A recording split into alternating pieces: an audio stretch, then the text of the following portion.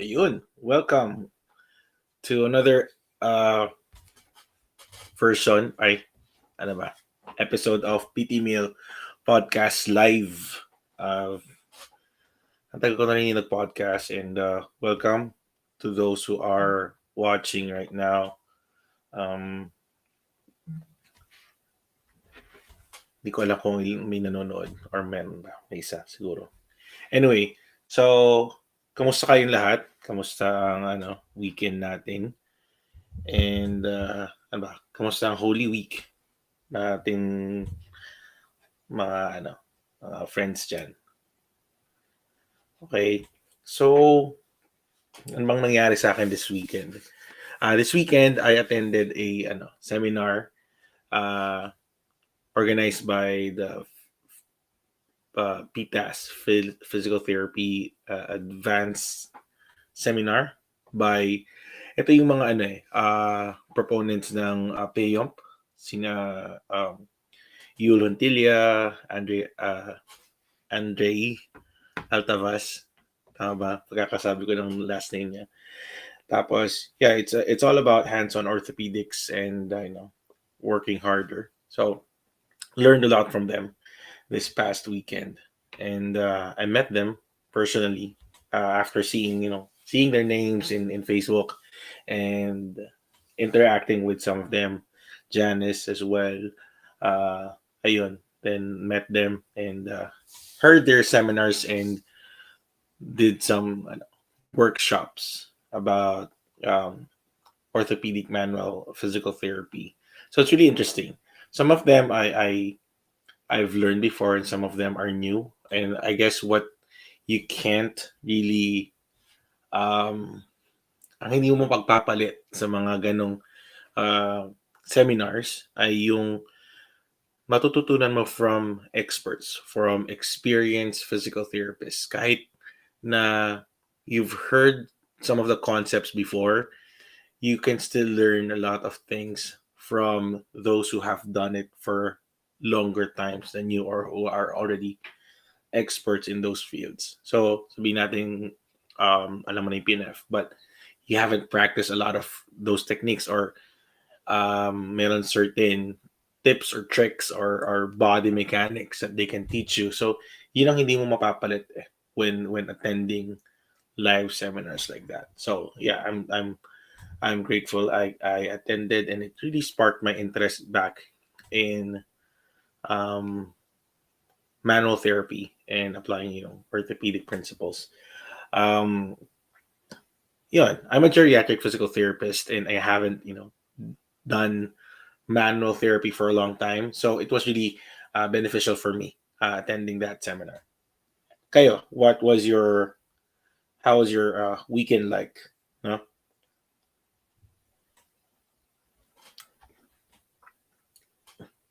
Hindi ko alam kung makikita ko yung mga messages dito or kailangan ko tignan yung Ay, hindi makikita ko if ever may mag-message. Okay. Anyway, so yung topic na naisip ko for this live, I've been seeing a lot of uh, physical therapy posts or ads. Yung mga looking for physical therapists sa Philippines sa group. And I always wonder bakit kailangan lagyan ng preferably male, preferably female yung mga posts nila. It's not like we're in a country that requires uh, male therapists treating only male patients and female therapists treating female patients. Siguro sa settings like convent or seminary, ganon, pwede. Pero most of the ads that I see, especially dun sa anong group yun, Filipino Physical Therapist na group sa Facebook, there's a lot of like ads if you would scroll up na preferably female, preferably male. Tapos hindi naman sa ad dun sa job description, bakit mo kailangan ng male, bakit mo kailangan ng female? Eh pareho lang tayo ng inaral, pareho lang tayo ng capacity. It's bordering to, gender discrimination and sexism. So parang kailan pa tayo umabot sa ganun na kailangan sabihin na male or female ang hinahanap natin, di ba? Physical therapist is a physical therapist. And I wonder bakit natin pinapayagan yung ganun. Sa day and age na to, no? Na parang it's very natural. Kasi ba, if they're looking for male therapist, iniisip nila they're going to endorse the patients that are heavy, yung mga stroke patients. Bakit female therapist can't do that ba? Parang minamalit mo naman yung um, mga yung capacity or ability ng female therapist pag ganun. When you're looking for female therapists, bakit ano yung preference, bakit may requirement na or preference na ganun, di ba? Meron ako nakita female therapist kasi kailangan mong tumira sa convent. So that's acceptable. So kasi yun yung required ng population. Pero for other populations, parang bakit? Unless it's really specified.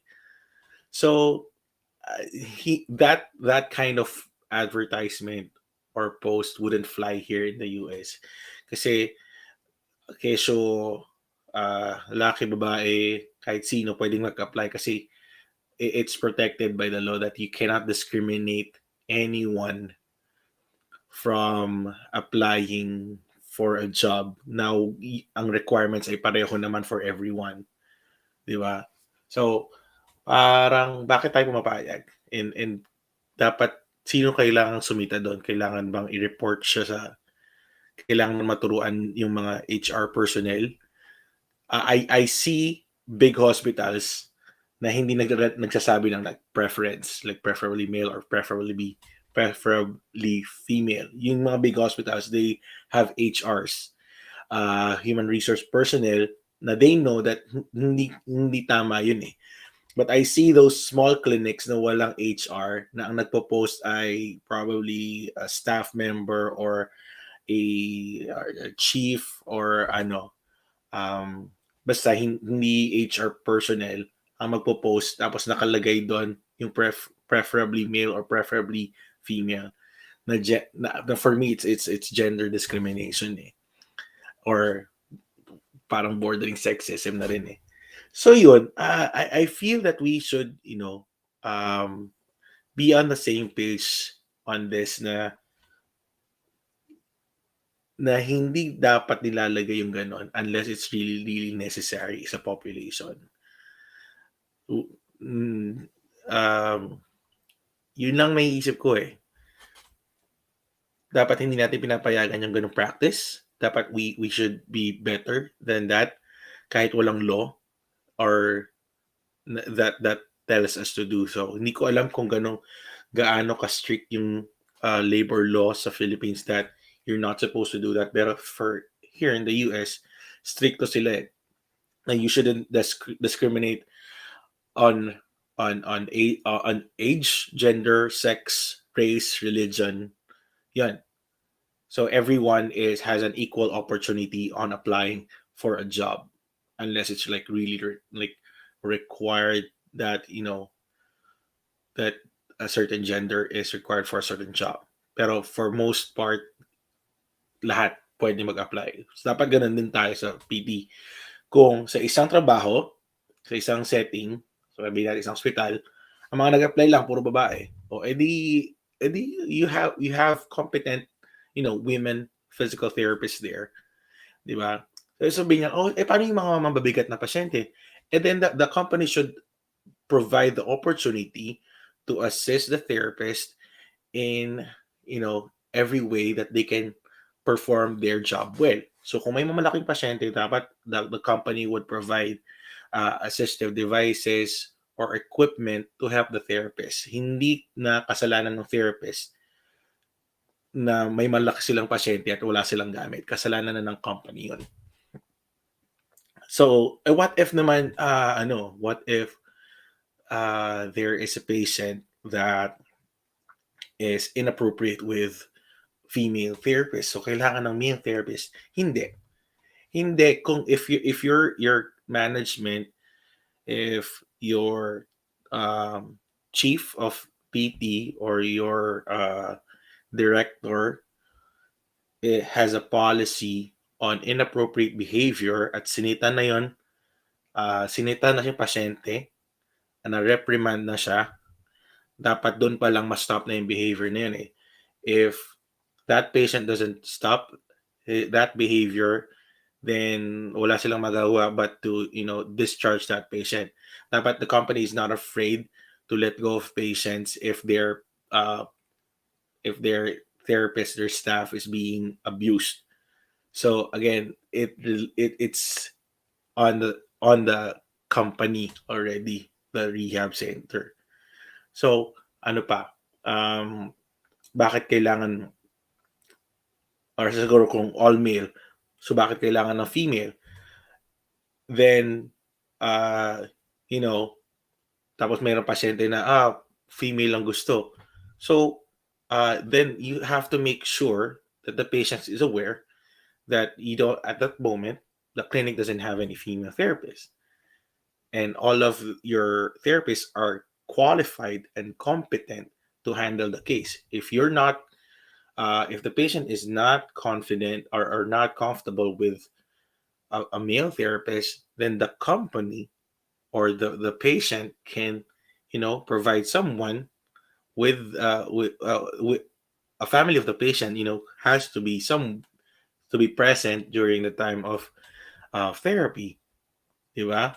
So, I mean, hindi kasalanan ng therapist na he or she, or they are in a certain, sex or gender.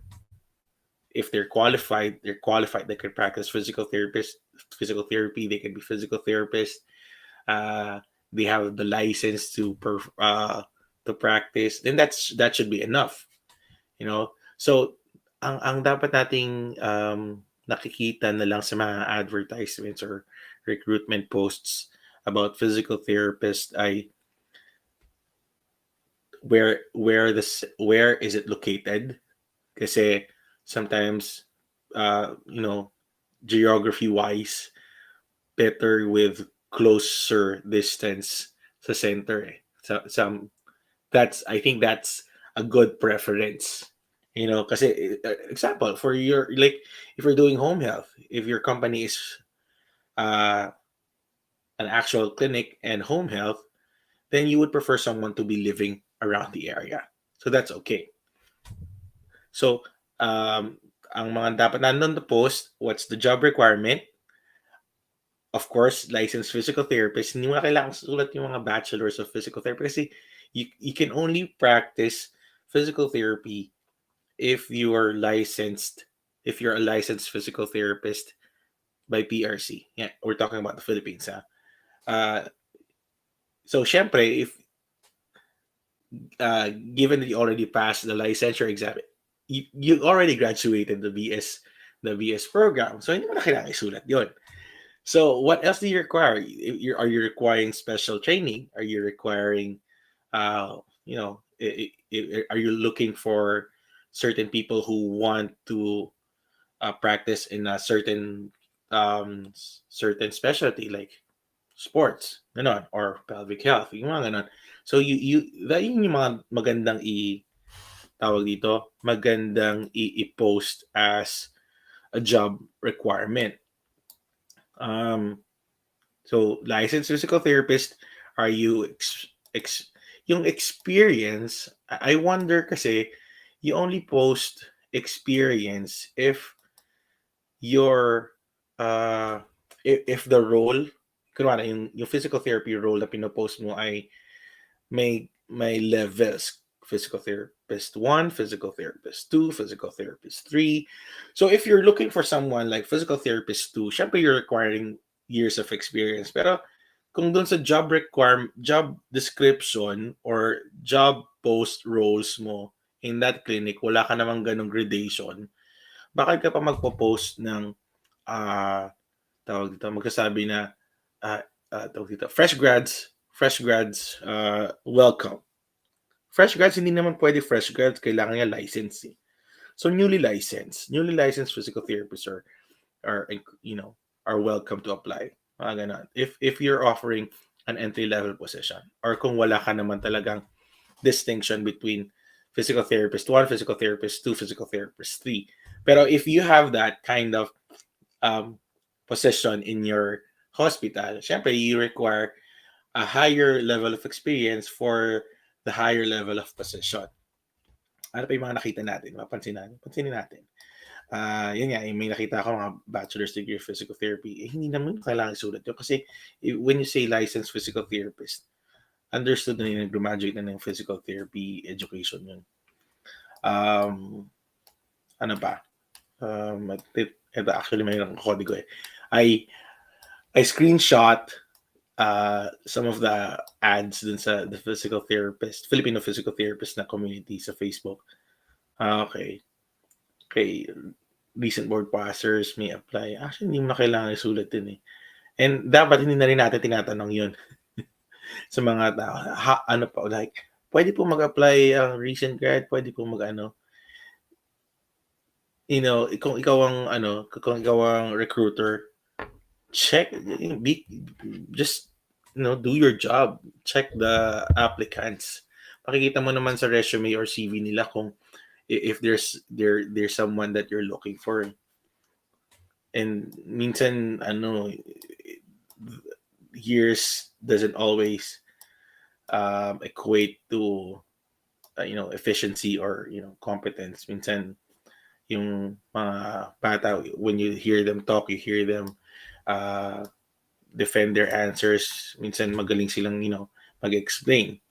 So, if at face value ng CV resume looks good, then of course it warrants further, scrutiny. They call them for interview with or without experience, working experience. Well, PTs already have working experience per se, internship is a working experience. Recent board passers may apply. Yan, ito maganda, willing to start as soon as possible. Yun yung magandang descriptions. Registered physical therapist or licensed physical therapist. Tapos, recent board passers may apply. So, ibig sabihin, entry level lang hinahanap nila. Ito yung mga medyo pintig eh. Yung mga, preferably female or, with or without clinical experience. I mean, sabihin nila, preference lang naman eh. Pwede naman mag-apply kahit sino eh. The fact that you said that, ibig sabihin may bias ka na. So, it's very discriminatory as well. Fresh board or with 1 to 3 years experience. Yung 1 to 3 years of experience, are you offering, better pay? Is there a position that tells the applicant na, okay, I'm applying for the higher position because I have 3 years of experience? Unless you have that, then wag mo na isulat yun. And tapos meron one male, one female. Hindi, looking for 2 therapists na lang. Diba? So yun, I mean, we should be better. Tayong mga physical therapists working in healthcare services, human services, and we shouldn't be, even in our posts, we shouldn't sound like biased, discriminatory. No, every one of us graduated and became licensed the same way and studied the same way. We are bound by certain responsibilities and scope of practice, and we can take care of our own licenses. And hindi nakasalanan ng therapist yon if, merong mga incidences na hindi natin inaasahan. It's the company's responsibility to take care of their therapist. Kahit ano man ang gender or sex nila. The company should be able to provide a safe working environment. It should be able to provide the staff with, the proper tools to perform their job at their fullest capacity. No, hindi yung umaasa sa natural musculature ng ng males for carrying or uh, lifting uh, heavy patients. No, wag natin i-ask sa ganun. I've had work with female physical therapists that can do that and more with the proper tools. No, uh, so yeah, wag sana we start to uh, you know pansinin. Ano, nakalimutan ko yung word. I hope we start to notice this. Hi, Joe. So I hope we start to notice these things kasi um, again, we have to show everyone that we're better, that our profession does not discriminate, that our profession welcomes everyone, and that our profession provides equal opportunities for everyone. No, male, female, and or whatever gender you are, we're all physical therapists. We all do our best to help our patients gain their highest function. No, so it doesn't matter if we have certain anatomies. It's our ability, it's our license that tells us how to do it. Okay, so please, like if you're working in those um, centers, clinics, facilities, kindly change that wording. You're looking for licensed physical therapists. No preference. Open it up to everyone to apply, and you decide if they're the right fit for you. Okay? Pero I mean, don't dismiss right away na, male, kasi di ko lang susulat na preferably male. Pero male talaga hinahanap ko. Huwag naman ganun. I mean, make sure that you really scrutinize and look at the opportunities that you can give to the other applicants. So yun lang. So on a lighter note, I would like to thank everyone who have been supporting the podcast for 2 years. 2 years na tayo. Yay! Wala akong sound effects. Yeah, 2 years na. So the podcast celebrated 2 years 2 days ago, April 25th. And we already have 90 something episodes. Yay! Sound effects. Yay! And some more tawag dito, and a number of guests. So hindi ako masyadong consistent sa weekly, pero um, I'm still grateful for those who are being consistent and listening to the podcast and messaging me and telling me that they listen to the podcast and learned a lot and they asked some few questions about it, and thank you. I get my ideas from you guys. So if you have any suggestions of people to interview and certain topics to talk about, just like this one, yung issue ko on gender discrimination and bias in job descriptions or job postings ng physical therapy, let me know at mapag-usapan natin, and let's bring it to light for everyone to start the conversation at least, no? Hindi man natin mabago ang mga kaganapan ngayon din, pero at least we can bring it to everyone's attention, or at least to the viewers' attention, no? So if you haven't, subscribed yet, or comment, yeah, subscribe or follow or share yet, make sure to come to, the social media of PT Mill Podcast in Facebook, in Twitter, Instagram, and LinkedIn. It's at PT Mill Podcast. And also, please leave a review or comment or subscribe in the podcast apps in YouTube, Spotify, Apple Podcasts, Google Podcasts, iHeartRadio. It's there. Stitcher, sa pa ba? Spreaker, Overcast. So, marami pa. And again, if you have any topics that you want to do, or people that you want to suggest of, for me to talk to, makipagkwentuhan, just send it to my social media. comment nyo sa akin doon, or send me a private message. Okay? So again, thank you for sticking for 2 years, and hopefully you stay with the podcast and support the podcast for more years to come. I don't think I'm getting tired yet, and I'm still being inspired by those people who have been messaging me and showing their support. And there's a lot of topics in physical therapy that we can still discuss. So yeah, if you haven't heard of any episodes yet, go to ptmillpodcast.com. Nandun lahat ng episodes, nandun lahat yung links ng mga guests. Tapos, you would be inspired and learn a lot from our, mentors and the physical therapists that came before us and paved the way for Filipino physical therapists to thrive and be known. Yun naman ang goal natin is to to present, or showcase, yeah, that's better word, to showcase Filipino physical therapists that we can look up to.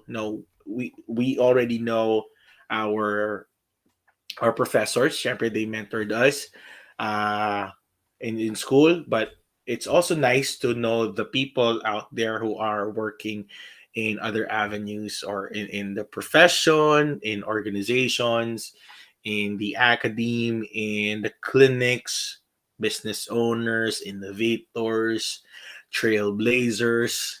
Yun. So expect more from from PT Meal podcast, and hope you still continue to support us. Support us. Ako lang pala. Support the podcast and me. I really need the, at least the comment. I kind of needed to be inspired as well. I'm just getting my energy from you. So yeah. Yeah, until next live and until the next episode. The next episode would be about being a physiotherapist in UK. So watch out for that this coming weekend. All right? Until next time, see you guys. Bye bye.